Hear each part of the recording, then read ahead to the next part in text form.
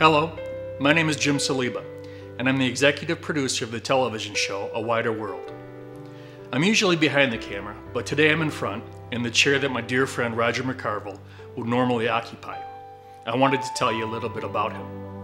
For the first half of his life, Roger McCarville led what most would call an ordinary life. He served in the Army, got married young, and was raising his 6 children on a middle-class income. He was, by his own account, a pretty happy guy.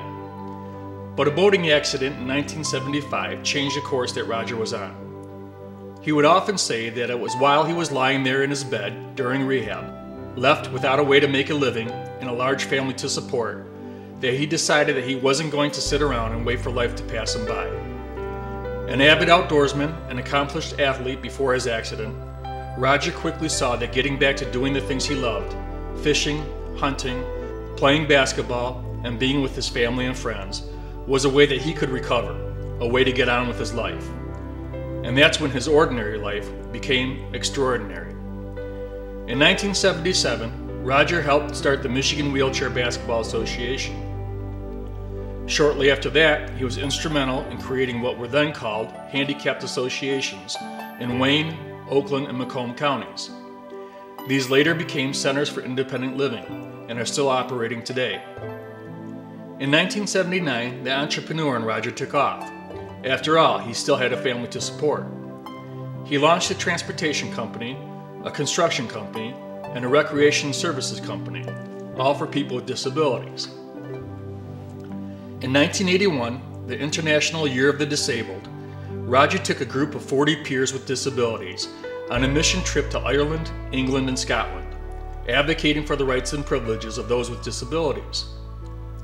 Back in the United States, he made several trips to Washington, D.C. to help educate our lawmakers and to make sure that if it was about people with disabilities, then people with disabilities better have a place in the process. Roger went on to do many things. He got arrested protesting in the streets of Detroit. He was named Michiganian of the Year. He was the Grand Marshal of the St. Patrick's Day Parade in Detroit. And everywhere Roger went, he gave people with disabilities a voice. A voice that said, "Hey, I'm right here. I'm not going away. You're going to have to deal with me." But for Roger, this still wasn't enough. He was only reaching a small number of people that he wanted to help. In the 1990s, Roger landed a spot as a co-host on a popular outdoor television program. It was then he realized that television was his pulpit. The idea for the television program Disabilities Today was born. Many of you viewers will remember Roger in that role.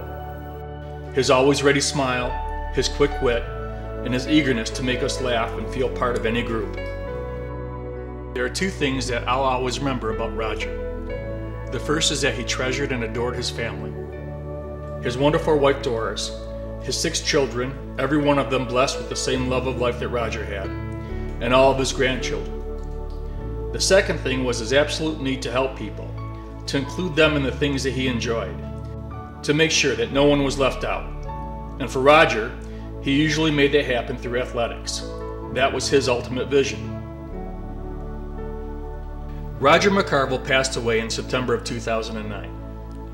For the next several months, you'll see many stories that Roger produced, stories that he felt were important to be seen. The staff of A Wider World will miss him greatly, but we will carry on because we know that's what Roger would want us to do.